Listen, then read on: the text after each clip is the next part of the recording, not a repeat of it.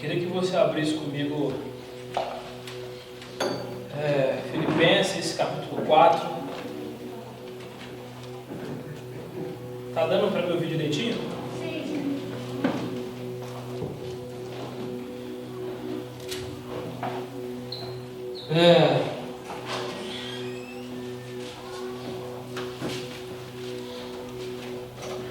Vocês estão felizes, gente? Sim.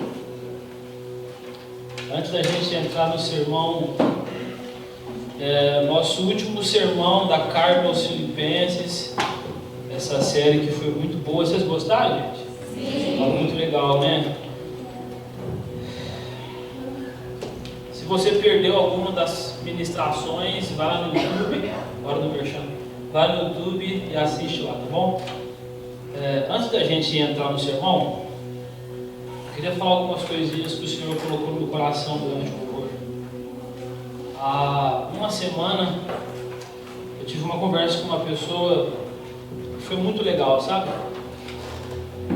E aí Jesus falou assim: olha, repete algumas coisas que você falou para essa pessoa na igreja, porque tem algumas pessoas que estão confusas. E o Senhor, Ele reservou essa noite para dar norte para algumas pessoas aqui. Amém. E a primeira coisa que eu queria falar é que, gente, quando nós entendemos que o Senhor, Ele é bom, que o Senhor, Ele é digno, que o Senhor, Ele é digno da minha confiança, eu entrego tudo para Ele.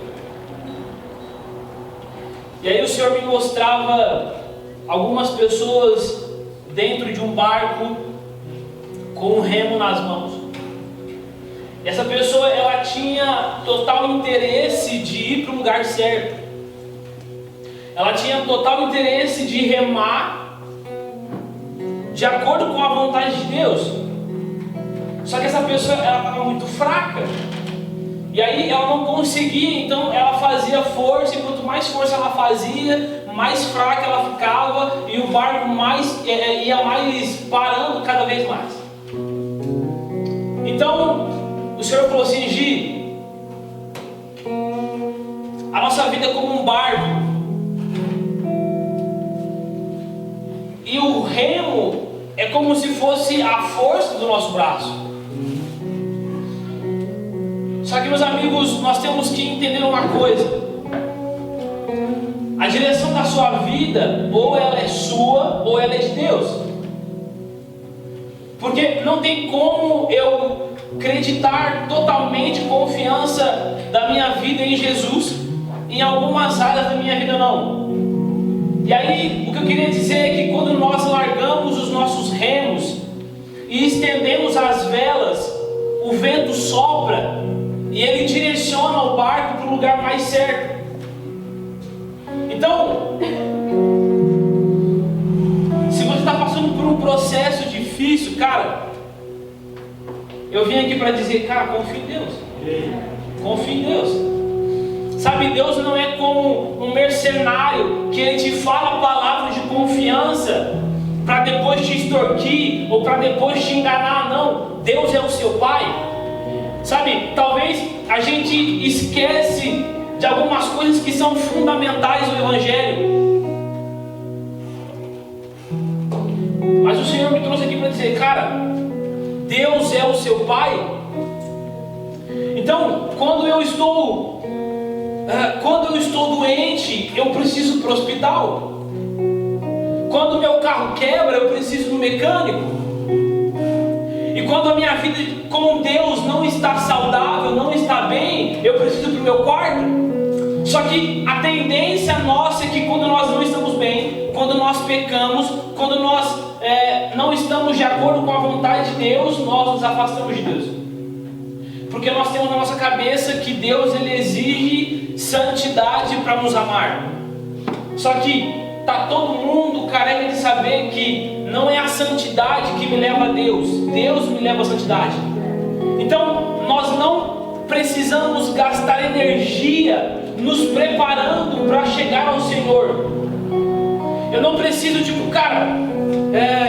eu vou resolver minha vida primeiro, eu vou resolver essas questões que estão um pouco bagunçadas, aí depois eu vou para a igreja, depois eu me devoto a Cristo, depois eu confio em Jesus. Sabe, é uma frase clichê talvez, mas cara, Jesus não tem medo da sua bagunça. Eu passei por isso há um tempo atrás. Eu fui na casa do Leo, eu estava um pouco desesperado assim, e aí eu estava querendo abandonar tudo. E aí uma frase que ele falou curou toda a minha alma. Ele falou: Gi, Jesus te perdoa. E por mais simples que isso pareça ser, meus amigos, talvez seja uma das frases mais poderosas que nós podemos ouvir. Jesus te perdoa. Aleluia. Mas Gi, você não sabe o que eu fiz. Jesus te perdoa. Existe uma frase que, obviamente, mal compreendida é ruim, mas quando nós somos equilibrados é muito boa, que diz: o sangue de Jesus é puro o suficiente para perdoar até o seu próximo pecado que você nem pegou ainda. Então, ouçam isso como motivação, sabe? Cara, tá ruim, tá bagunçado, você não sabe para onde ir, você não sabe o que falar, você não sabe o que fazer, você não sabe para onde apontar, você não sabe exatamente nada da sua vida. Confie em Jesus. Por quê? Porque Deus é o nosso Pai. Deus é o nosso Pai. E nós precisamos permanecer nessas palavras. E emendando nisso, eu queria ler o primeiro versículo para a gente começar o texto. Vocês estão comigo ainda, gente? Sim. Fica com o Pai.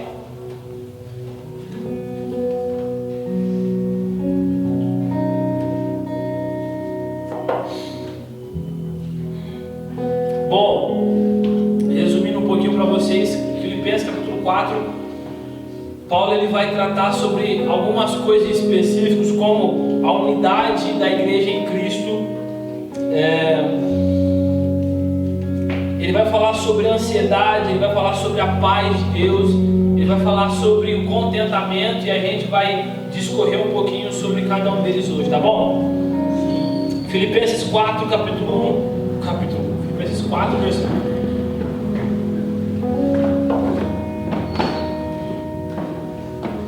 Diz assim: portanto, meus irmãos, a quem amo e de quem tenho saudade, vocês que são a minha alegria e a minha coroa, permaneçam assim firmes no Senhor, ó amados.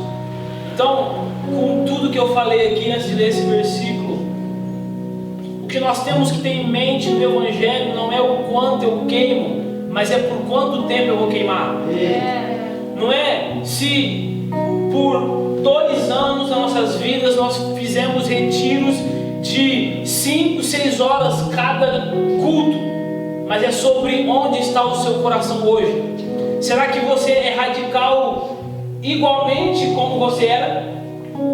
Ou hoje nós estamos relativizando o Evangelho? Foi o anjo que queria entrar, vai pular pela porta. Então, não é sobre a intensidade, mas é sobre o quanto eu permaneço. Por quê? Porque isso aqui é ou não é radical? Eu vou sair na rua, e aí vai ter um cara de cadeira de rodas, eu vou orar, ele vai levantar e vai ser andando. E aí na mesma rua vai ter um endemoniado, eu vou orar, ele vai ser liberto dos demônios dele. Vai ter uma família brigando, então eu vou orar e eles vão restabelecer a sua unidade, eles vão ficar bem uns com os outros. Isso é o meu radical, isso é o meu Evangelho. Só que se eu fizer isso hoje, daqui uma semana Jesus voltar, e eu não tiver com o coração firme em Jesus, o que eu fiz hoje não valeu de nada. Por quê? Porque não é sobre as suas obras, como o Andrei disse, é sobre onde está o seu coração. Então não é sobre o que eu faço, mas por que eu faço. O Senhor tem me perguntado muito isso esses últimos dias. Gi, por que você está fazendo o que você faz? Por que você vai para a igreja? Por que você discipula? Por que você é discipulado? Vocês entendem? Então, nós temos que às vezes parar um pouco a nossa vida e nos autoanalisarmos. Do tipo, será que eu estou vivendo a vida no automático a ponto de não saber explicar para alguém o sentido de vir para a igreja? Então, Gi, por que você vem para a igreja? Cara, porque eu sou um líder, eu preciso estar lá. Quão miserável eu sou. Ah não, eu vou para a igreja porque eu gosto do Buca Ruth. Isso não é exemplo, não é verdade, eu gosto muito de vocês. Só que as motivações do nosso coração é: cara, eu faço o que eu faço porque eu amo Jesus. Eu faço o que eu faço porque eu não conseguiria viver outra vida além dessa, não pelas obras, mas pelo dono da obra. Então, meus amigos, gastemos tempo em oração, pedindo: Espírito Santo, nos ajude a permanecer. Nos ajude a permanecer. Quando eu falei que eu fui na casa do Lê, eu estava um pouco... eu não estava muito bem, eu estava um pouco sem direção assim. O problema é que eu não tinha nenhuma palavra nova de Deus. Então eu estava sem direção, eu falei: Deus, fala alguma coisa, por favor. Só que depois que passou, eu entendi que Deus, Ele queria que eu permanecesse na última palavra que Ele tinha me dito. Então não é sobre ter uma nova palavra todos os dias, é sobre permanecer. Então se Jesus falar assim: olha, Gi, você precisa parar de mentir, essa é a direção. Então semana que vem eu não quero outra palavra, eu quero permanecer até que o Espírito Santo me auxilie para que eu pare de mentir. Porque, gente, nós não podemos ser uma geração de pessoas imediatistas, sabe? Eu quero algo novo, eu quero agora. Será que tem como fazer para ontem? Quando na verdade o Senhor, Ele preza por qualidade. Cara, você respeita os seus pais? Não, mas eu quero pregar na Europa. Sabe, você respeita o seu patrão? Você dá bom dia para a moça da padaria? Você é educado? Tá vendo como o evangelho é simples, gente? Quando eu estava lendo o texto de Filipenses, eu falei: Deus, me mostra alguma coisa espiritual, por favor. Só que Jesus falou assim: não, o evangelho é isso. É o quão comum você está sendo a ponto de ser muito espiritual. Porque a espiritualidade não está no falar em línguas. A espiritualidade está no ser gentil com alguém. Não está em eu pregar super bem, mas está em eu ver uma senhorinha atravessando a rua e eu ajudar ela. Então essa noite o Senhor quer nos lembrar, nos trazer a memória de quão simples, quão puro é o evangelho. Vocês estão comigo, gente? Sim. Oh Deus, me dá fôlego. Então vamos lá. Versículo 2. O que eu rogo a Evódia e também a Sintique é que vivam em harmonia no Senhor. Repitam comigo: harmonia no Senhor. Harmonia no Senhor. Sim, e peço a você, leal companheiro de julgo, que as ajude, pois lutaram ao meu lado na causa do Evangelho com Clemente e meus demais cooperadores. Os seus nomes, presta bem atenção nessa parte, os seus nomes estão no livro da vida. Alegrem-se sempre no Senhor. Novamente direi: alegrem-se. Então, o que está acontecendo aqui? Paulo, ele ficou sabendo que duas irmãs em Cristo, lá na igreja de Filipe, estavam tendo algumas desavenças e elas não estavam mais querendo trabalhar juntos para a obra de Cristo. Então Paulo fala: gente, por favor, deixem as diferenças de lado. E aí a arma que Paulo ele usa é: lembrem-se que vocês trabalharam juntas pelo crescimento do Evangelho. E meus amigos, existe uma arma espiritual muito forte, que é a lembrança. Então, eu não estou conseguindo orar. Lembre-se que Mateus 6 diz que Deus está dentro do seu quarto. eu não estou me sentindo perdoado. Cara, lembre-se que a Bíblia diz que Deus ele pega o seu pecado e joga no mar do esquecimento. Eu não estou me sentindo motivado de ir para a igreja ou qualquer coisa espiritual. Cara, lembre-se que um homem morreu por você e ressuscitou. Então, Paulo ele ensina a igreja de Filipos uma arma espiritual muito forte, que é a lembrança. E a lembrança também ela vem pela comunhão. A gente às vezes fica, né? A gente se reúne assim, pô, vocês lembram de quando a gente era louco da cabeça? Fazia isso? Não, a gente lembra. Pô, você lembra que a gente não tomou banho, crente? Algumas pessoas nem sofreram, não, até agradeceram a gente pelo banho. Não vou falar quem foi não, Alice. Então Paulo fala assim, olha, vocês, ele pede para o cooperador, ajude elas a lembrarem que elas trabalharam juntas para o crescimento do Evangelho. E aí o que a gente tem que entender é que a causa do Evangelho é muito maior do que a nossa vida. Porque mais importante que o mensageiro é a mensagem que ele carrega. Então, nós não acreditamos numa igreja que supervaloriza o pastor. Eu não estou falando sobre não honrar, não é isso. Mas mais importante que o pastor é a mensagem que ele carrega. E aí, quando eu tenho esse entendimento, as desavenças entre nós fica muito mais fácil resolver. Porque se eu estou brigado com a Paty e eu tenho entendimento que a causa da gente estar aqui reunido não é sobre ter uma amizade, mas é sobre consolidar um povo, é muito mais fácil de resolver. Então, gente, se eu sair da igreja, a igreja não vai parar. Por quê? Porque a mensagem é mais poderosa do que o mensageiro. Vocês estão aqui? Então, a segunda coisa é, tenham em mente que o Evangelho é muito mais poderoso, que o Evangelho ele é muito mais suficiente para se manter de pé do que apenas pessoas. Vocês estão comigo? Então Paulo começa a advertir essas duas moças, essas duas mulheres. E aí aqui começa uma predisposição daqueles que já são salvos. E por que já são salvos? No finalzinho do versículo ele fala, os seus nomes estão no livro da vida.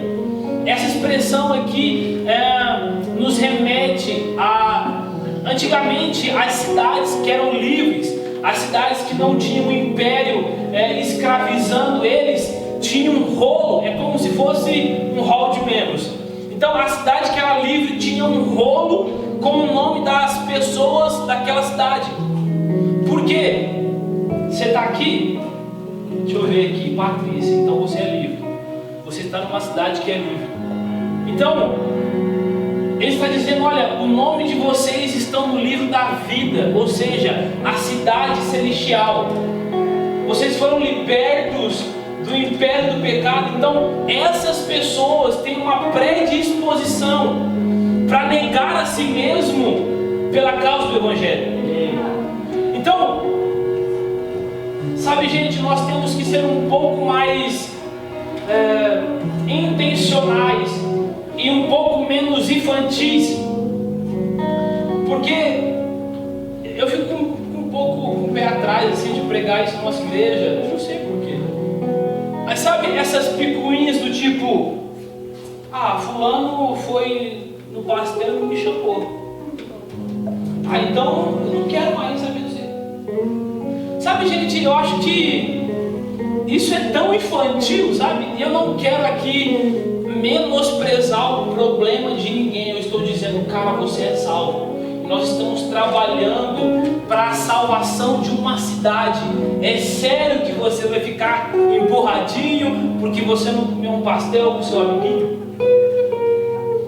Então nós temos a tendência de nos chamar da igreja revolucionária, da igreja que vai tocar o sul de Minas, da igreja que vai fazer isso, que vai fazer aquilo. Mas hoje o Senhor está falando, olha para dentro de você, sabe? Então crie maturidade em você, para depois pregar o Evangelho para as pessoas que precisam.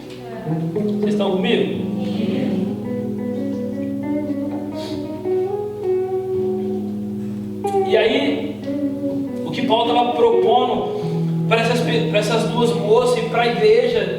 Filipe é, cara, morra para si mesmo, sabe? Morra para si mesmo, para que o Evangelho cresça plenamente na comunidade.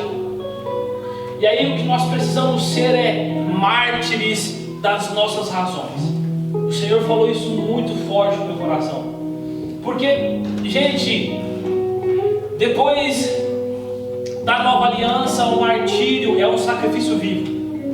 Então, eu não estou dizendo que os irmãos que hoje morrem pela causa de Cristo é ruim de forma alguma. Que grande prazer é para alguém morrer pelo nome de Jesus.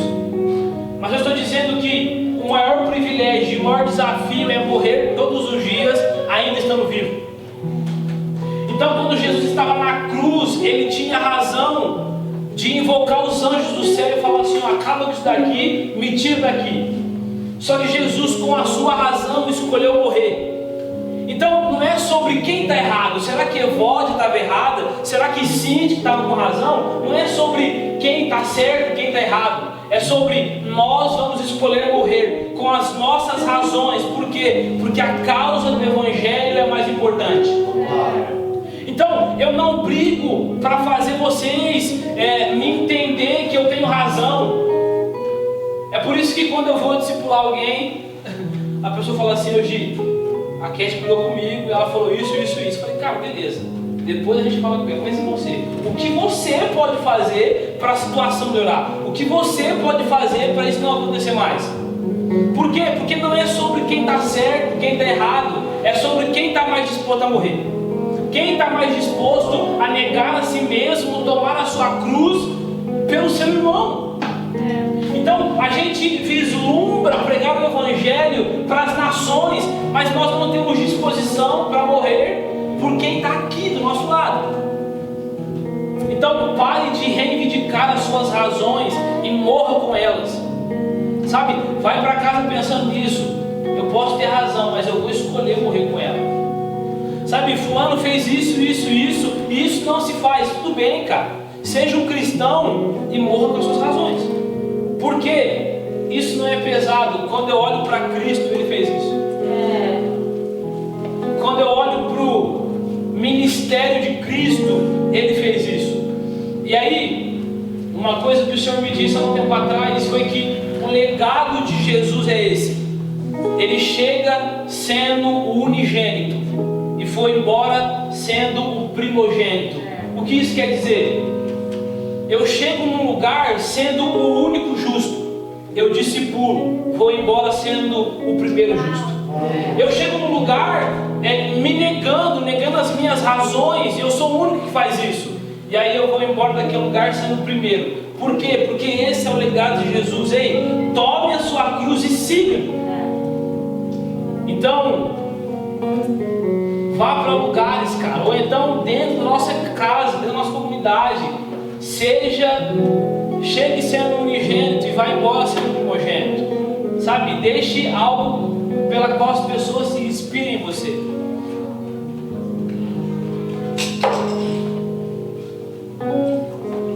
Vocês estão com calor, gente? Tá bom.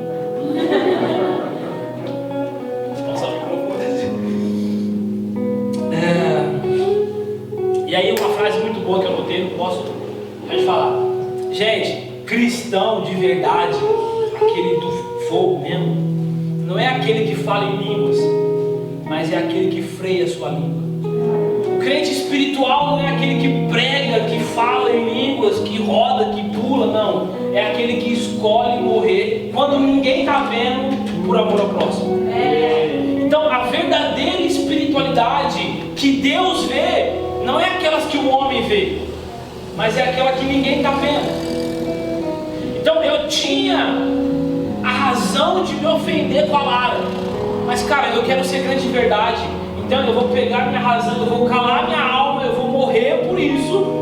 E aí o resultado é uma igreja saudável, um povo saudável, um evangelho que é verdadeiro, entende? Então o André falou sobre os hipócritas. Cara, eu tenho muito medo da gente estar fazendo um teatro violento aqui, sabe? Tá fazendo um teatro aqui, tipo, olha como eu prego bem, olha como a nossa casa é boa. Cara, nós precisamos ser de verdades. Sabe, o nosso evangelho precisa ser testado de verdade. Porque se hoje eu estou pregando para vocês aqui e amanhã eu me ofender, o meu evangelho não é verdadeiro. E nós precisamos ser homens e mulheres suficientes. O meu evangelho não é verdadeiro. Abrindo um pouco meu coração, essa vez que eu fui na casa do Velário, eu falei assim, cara, eu sou mentira. Eu estou vivendo de aparência aqui e descarreguei. Por quê? Porque o Espírito Santo colocou uma urgência no meu coração de você está fingindo para os homens ser uma coisa. Mas Apocalipse, quando ele está escrevendo uma carta a Tiatira, ele fala: os meus olhos são olhos de fogo. O que isso quer dizer? Os olhos de Jesus não vê o que você faz, vê o que você queria fazer. Ele não vê que eu prego, ele vê o porquê eu prego. Então você até consegue manter uma boa aparência perante o seu pastor e a sua igreja, mas lembre-se, os olhos de Jesus é como um fogo. Tem chamas os olhos de Jesus. E mais que agradar as pessoas, eu busco agradar a Deus. Eu preciso agradar o Senhor, entende? Glória a Deus. E aí, quando nós começamos a derrubar as nossas razões,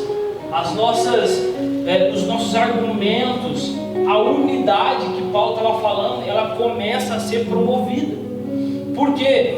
Vamos lá. Você me convidar para um café na sua casa não é promover a unidade somente, também é, mas mais do que isso, é na hora do aperto, é na hora do atrito que a unidade ela é revelada.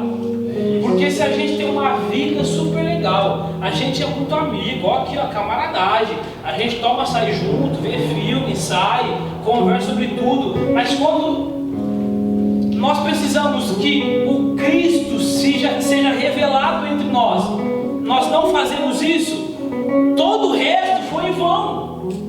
Por quê? Porque a unidade é no Espírito, gente. A unidade é no Espírito, não é no açaí. Que Deus abençoe quem criou o açaí. Foi Ele mesmo. Deus abençoe Deus mesmo. Seja abençoado, Deus. Quem não gosta de açaí, levanta a mão.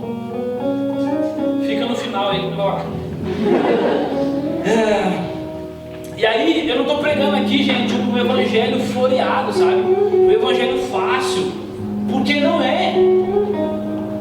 Eu acompanho os meus amigos que são casados aí, né? Eu vou calar daqui a pouco.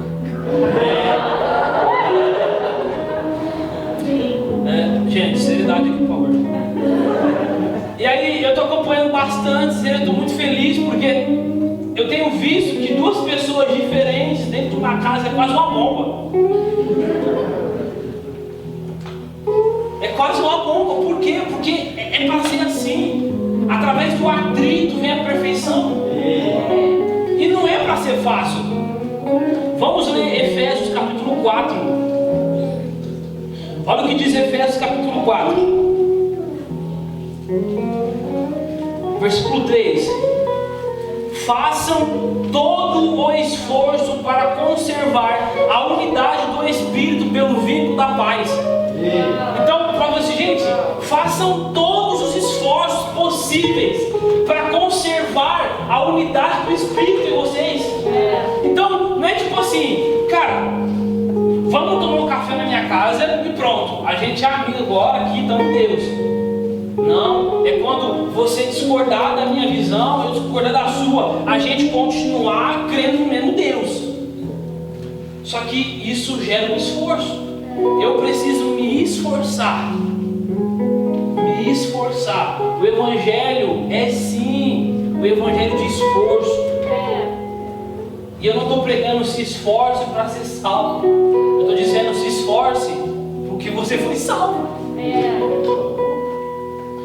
O Senhor Senhor se esforçou para a minha salvação, eu vou me esforçar para a salvação de alguém aqui. Por quê? Lembra do legado? Ele foi o primeiro, ele foi o único e subiu sendo o primeiro. Então eu peguei o legado de Cristo, eu estou imitando Cristo, entende? Quando a gente pensa, eu vou imitar Jesus, a primeira coisa, talvez não sou eu, tudo bem se for, mas tipo assim, nossa, por que eu vou orar aqui hoje? Só que imitar Cristo é alguém cuspir na minha cara e eu falar, tá tudo bem.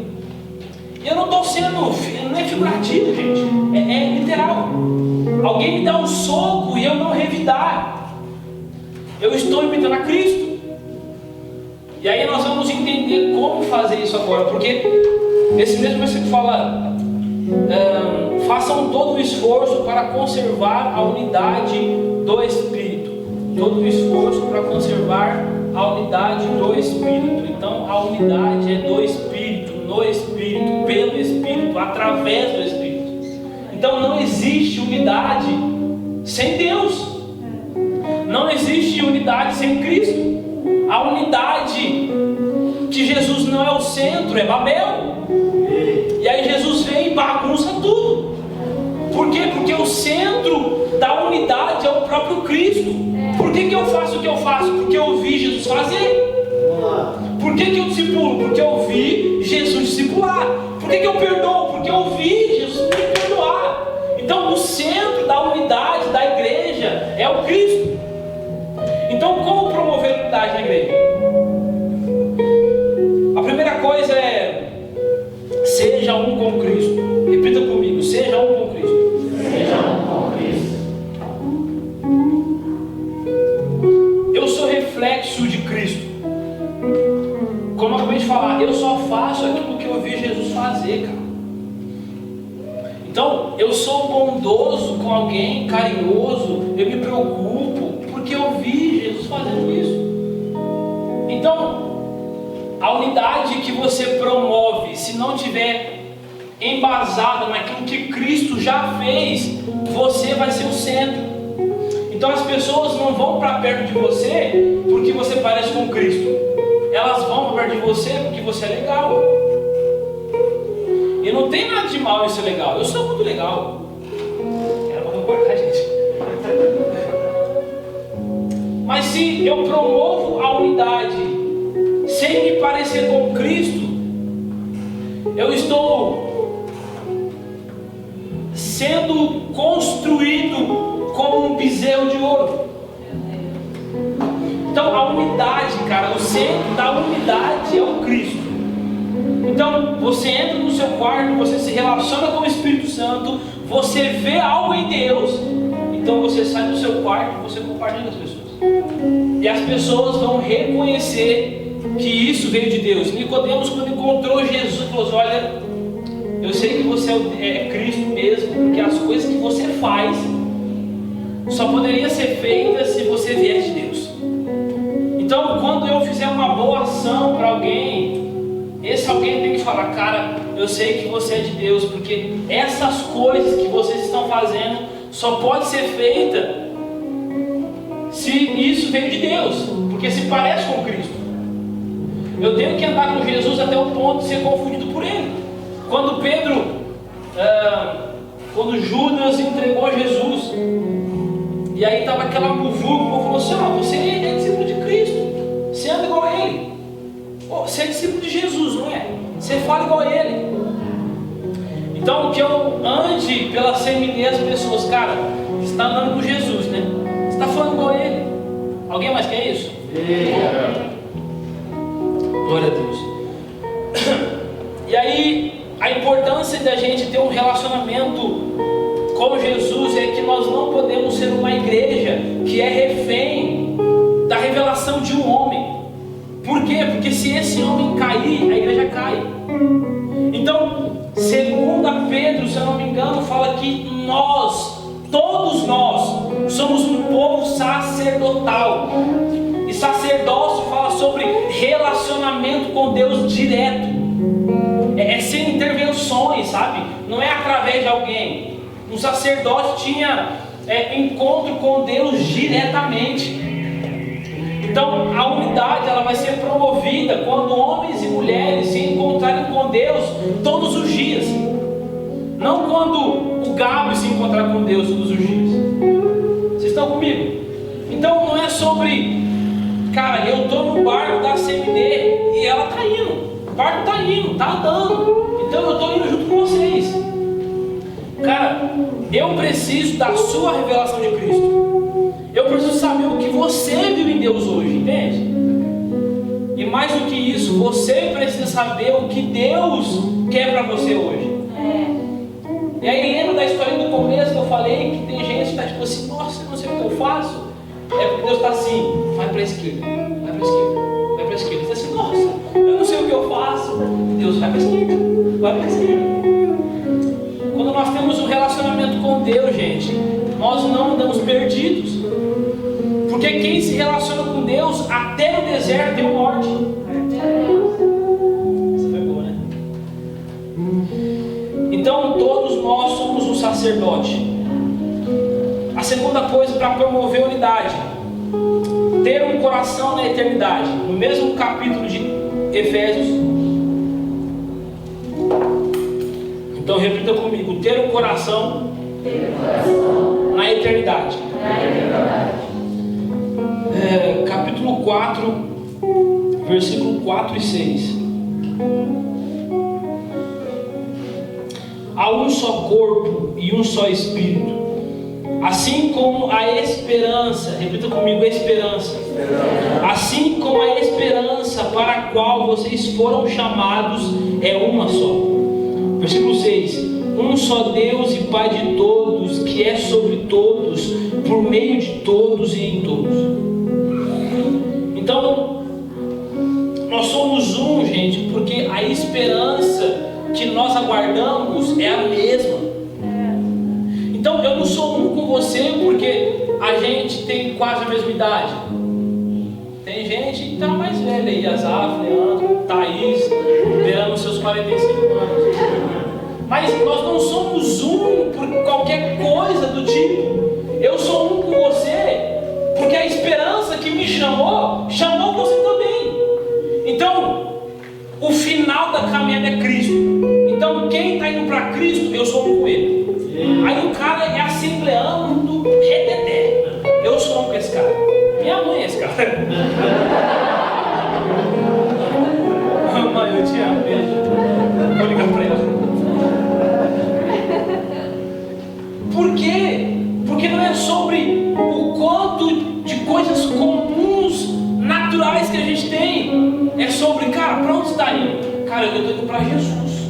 Então vamos comigo. Por quê? Porque a esperança pela qual nós fomos chamados é uma só.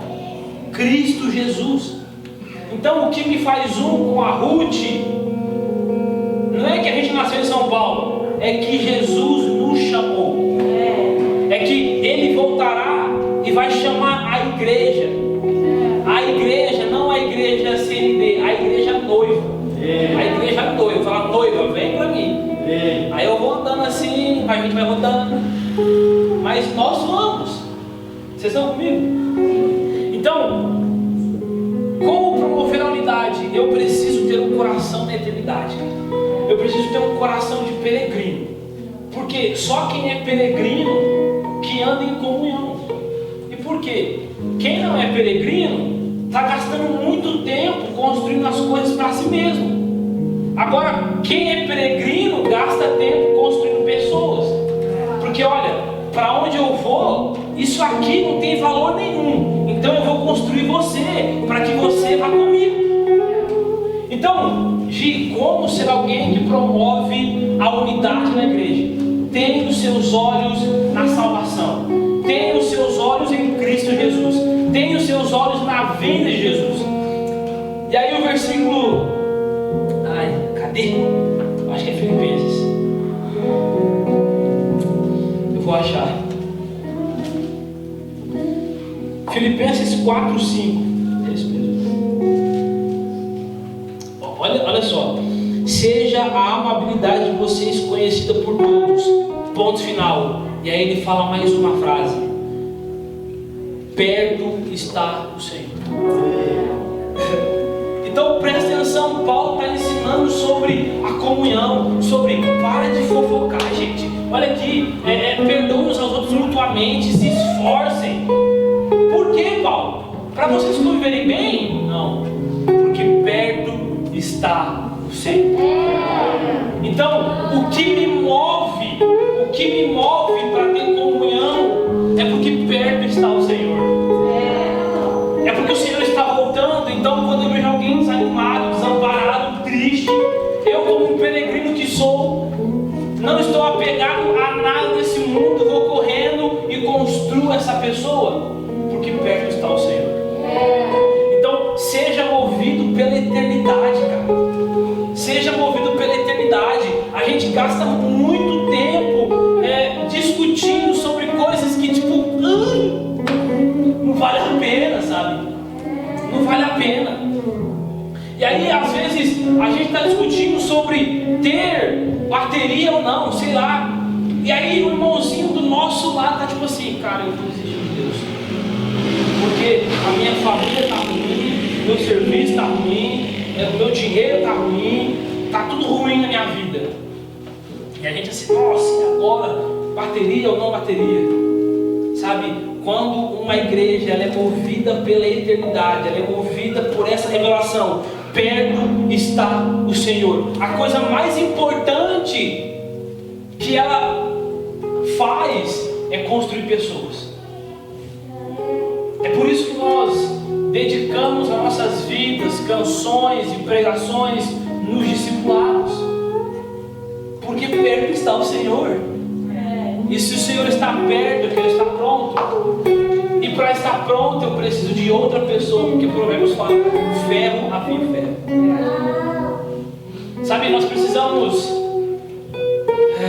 Eu ia falar, a gente está magro, mas eu vou falar.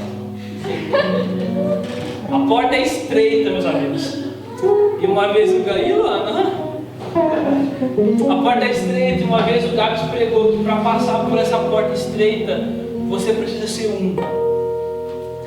A gente precisa ser uma pessoa para passar. Só existe espaço para uma pessoa. Então, que essa noite a gente entenda que a melhor forma de promover a unidade, de afastar esses fofoca, discussões, razões, seja íntimo de Jesus e tenha um coração na eternidade. E nós caminharemos como peregrinos, uns carregando o fardo do outro. Sabe aqueles filmes que a pessoa está indo embora assim, aí tem aquela mala gigantesca, tipo isso. E aí a minha está muito pesada, aí eu falo: Arthur, por favor, você pode me ajudar, cara? Eu não estou conseguindo continuar a caminhada. Vocês estão comigo, gente? Sim. É sobre isso o Evangelho.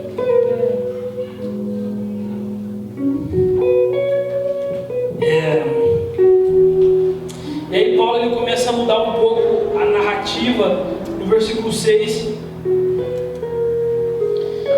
E aí a gente está quase acabando, eu acho. E fala assim: não andem ansiosos por coisa alguma, mas em tudo, pela oração e súplicas e ações de graça, apresentem seus pedidos a Deus. O que Paulo está falando aqui é tipo assim: gente, não fiquem ansiosos, porque ficar ansioso não vai adiantar nada. E aí ele fala o que é errado e ensina como fazer. Não fique ansioso, mas ore, clame, peça, apresente os seus pedidos a Deus. E é por isso que eu estou falando que talvez hoje Jesus quer lembrar de coisas fundamentais. Gente, o nome de Jesus é Emanuel, é Deus perto, é Deus perto. Sabe, a ansiedade vai embora quando eu entendo que Deus está perto. Sabe, quando eu paro de confiar naquilo que eu produzo e começo a confiar naquilo que Ele já produziu. Então não fiquem ansiosos, mas orem, supliquem e apresentem os seus pedidos a Deus. E aí o versículo 7 diz o seguinte: e a paz de Deus, que excede todo o entendimento, guardará o coração e a mente de vocês em Cristo Jesus. Essa paz aqui não é uma paz circunstancial, por exemplo, eu estou no meio do tiroteio, eu estou nervoso, estou ansioso, e aí o tiroteio para. Eu tenho paz. Não, não é essa paz. Também não é a paz subjetiva. Eu estou no meio do tiroteio, mas interiormente eu estou em paz. A minha mente e o meu coração estão em paz. Também não é essa paz. Não é sobre coisas desse momento, desse mundo. Essa paz é uma paz concreta. É tipo assim, eu estou em paz por quê? Porque Jesus encarnou, sofreu, morreu, ressuscitou e me salvou. É por isso que eu tenho paz. É por esse motivo que a paz de Deus está comigo. E aí ele usa a expressão paz com Deus. Então como que a ansiedade do coração do homem vai embora? Quando eu me lembro, cara, eu tenho paz com Deus.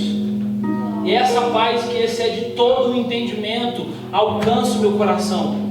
Antes eu era inimigo de Deus. Romanos fala isso. Antes eu era inimigo de Deus. Sabe, será que você consegue pensar Deus olhando para você e falar, nossa, você é meu inimigo. Você é meu inimigo.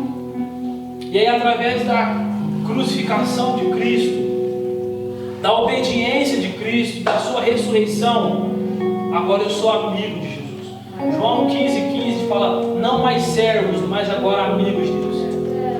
Então é essa paz que deve preencher o nosso coração e mandar embora a ansiedade. A paz que é concreta, não é a paz de algo que vai acontecer. Jesus não vai morrer por mim, Ele já morreu por mim. Versículo 8.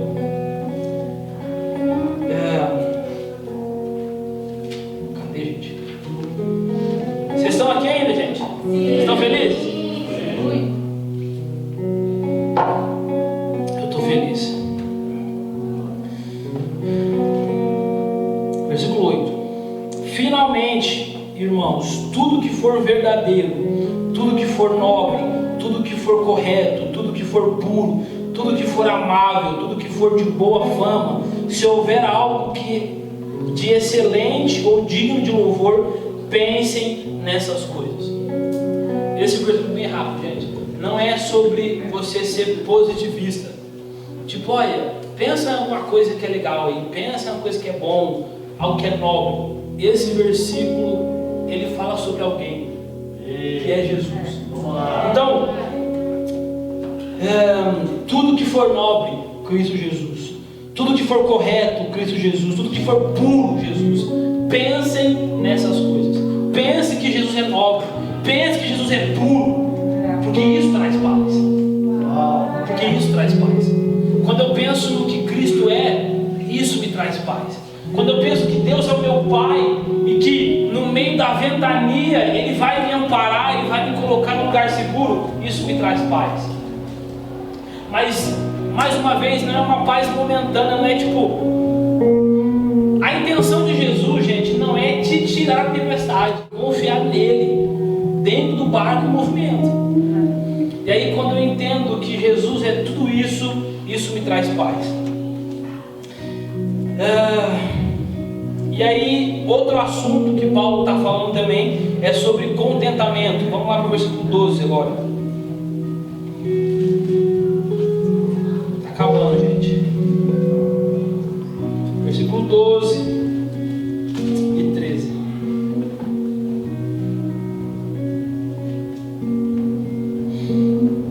Vocês estão felizes ainda, gente?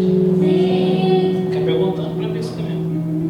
Diz assim: sei o que é passar necessidade e sei o que é ter fartura. Aprendi o segredo de viver contente. Repita comigo: contente. Aprendi o segredo de viver contente em toda e qualquer situação. Seja bem alimentado, seja com fome, tendo muito ou passando necessidade. E aí vai talvez um dos versículos mais famosos da Bíblia. Tudo posso naquele que me fortalece.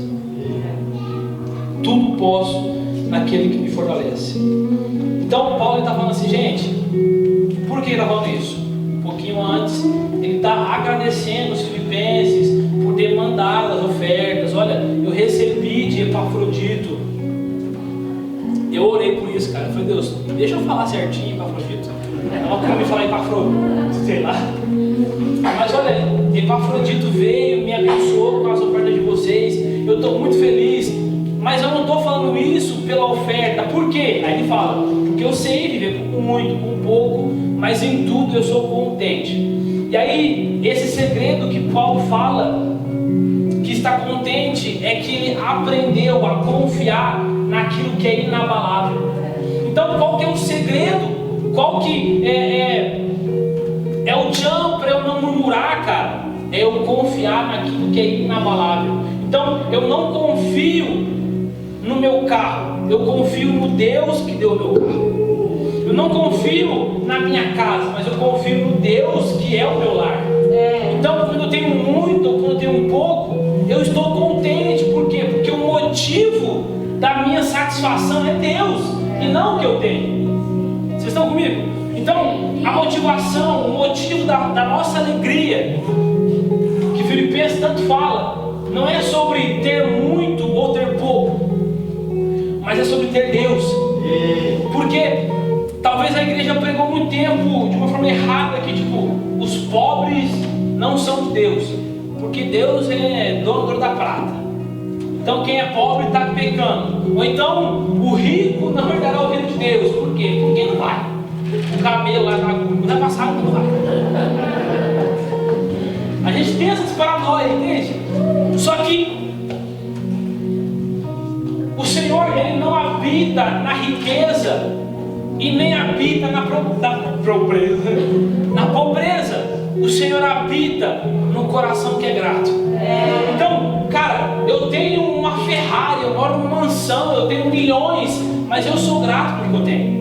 Eu sou contente, e se isso me for tirado, eu vou continuar contente. Então Deus habita aqui. Cara, eu tenho contadinho o dinheiro aqui do mês. Eu não posso comer um hot dog, porque vai furar o orçamento. Mas eu estou contente, porque eu tenho Deus no meu coração. Aqui Deus habita. Porque se nós tivermos qualquer outro pensamento, a gente vai começar a buscar muito mais aquilo que Deus dá do que aquilo que Deus é. Então, sabe aquela música, muitos querem suas mãos, nós queremos os seus pés? Se você não for contente com a presença de Jesus somente e querer riquezas, você quer a mão de Jesus, porque você busca aquilo que Ele pode dar e não aquilo que Ele é. Vocês entendem? E aí eu queria fazer uma advertência para vocês. Cara, vamos tomar cuidado com a murmuração. John Piper, no livro A Plena Satisfação, se eu não me engano, ele traz meio que uma parábola assim. Ele fala, cara, quando nós murmuramos contra Deus, é como se a gente virasse para Deus e falasse: Deus, você está falhando em cuidar de mim. Então, eu tenho só um sapato, eu queria ter 10. E eu murmuro por isso. Eu falo: Deus, esse sapato que você me deu é ruim. Você está falhando como Deus em cuidar de mim. Então, quão grave isso é, meus amigos. Sabe, Deus, Ele dá a sua porção exata para aquilo que você precisa. Então, cara, Deus dá aquilo que eu preciso, certo? Então, se eu não tenho mais, é porque eu não preciso. Vocês estão comigo? Sim. É simples de entender. E aí, sei lá qual posição tá, mas é a última que Paulo ele está falando, é sobre a adoração. Vamos lá para o versículo 18.